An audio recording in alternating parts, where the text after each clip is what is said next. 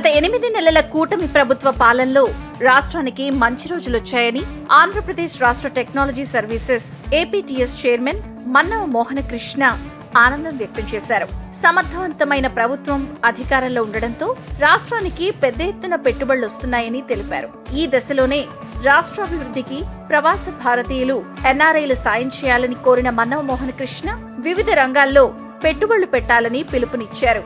రాష్ట్రంలో మళ్ళా ఆంధ్ర రాష్ట్రానికి మళ్ళా మంచి రోజులు వచ్చాయి. గత 8 నెలల కూటమి పాలనలో నారా చంద్రబాబు నాయుడు గారి విజనరీ లీడర్షిప్ లో మళ్ళా రాష్ట్రం ప్రగతి బాటలో నడుస్తూ ఉంది. గత 5 సంవత్సరాల వైసీపీ పాలనలో డెవలప్మెంట్ లేకుండా రాష్ట్రం అంతా కూడా పురోగతి కాకుండా అంతా తిరోగమనం జరిగింది. డెవలప్మెంట్ లేకుండా అంతా డిస్ట్రక్షన్ జరిగింది. మళ్ళా రాష్ట్రానికి మంచి రోజులు వచ్చాయి. నారా చంద్రబాబు నాయుడు గారి బ్రాండ్ ఇమేజ్ వల్ల అనేక మంది కంపెనీలు ఇక్కడికి పెద్ద ఎత్తున పెట్టుబడులు పెట్టడానికి, ఇక్కడ ఉద్యోగ ఉపాధి కల్పించడానికి వస్తూ ఉన్నారు.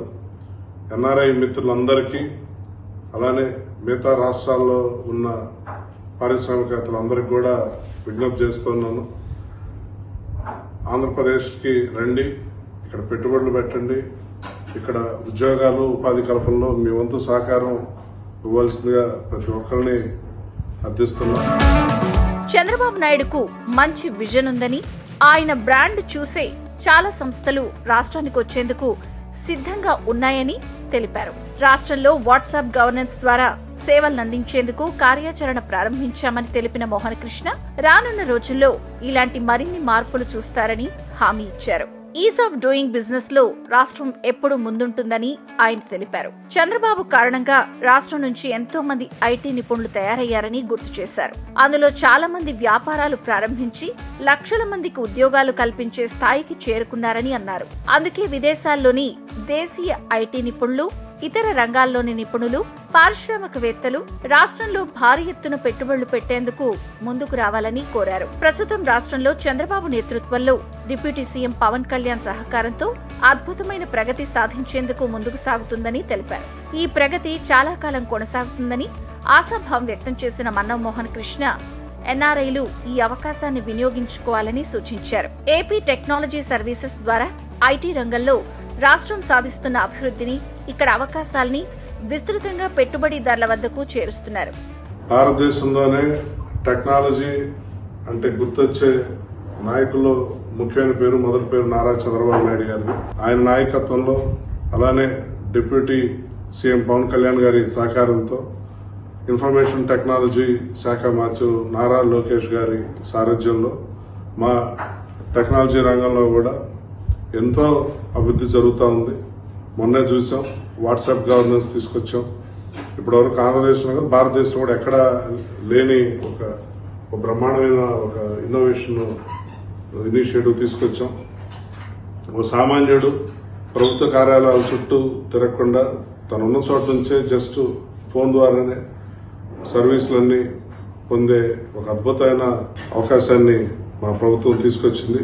ఇంకా ఎన్నో మరెన్నో కొత్త వినూత్నమైన ఆలోచనలతోటి ముఖ్యమంత్రి వర్యులు నారా చంద్రబాబు నాయుడు గారు, మా టెక్నాలజీ ఐటీ మంత్రి నారా లోకేష్ గారి సారథ్యంలో మరెన్నో తీసుకురాబోతూ ఉన్నాం.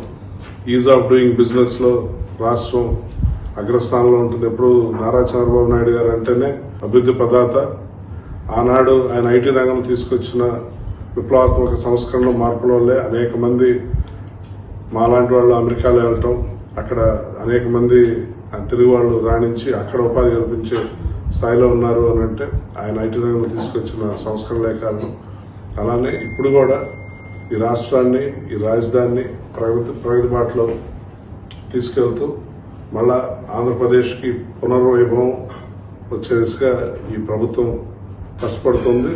పారిశ్రామికవేత్తలందరికీ కూడా మరోసారి పిలిపిస్తున్నాను, రండి, ఈ రాష్ట్ర అభివృద్ధిలో మీరు కూడా భాగస్వాములు కండి.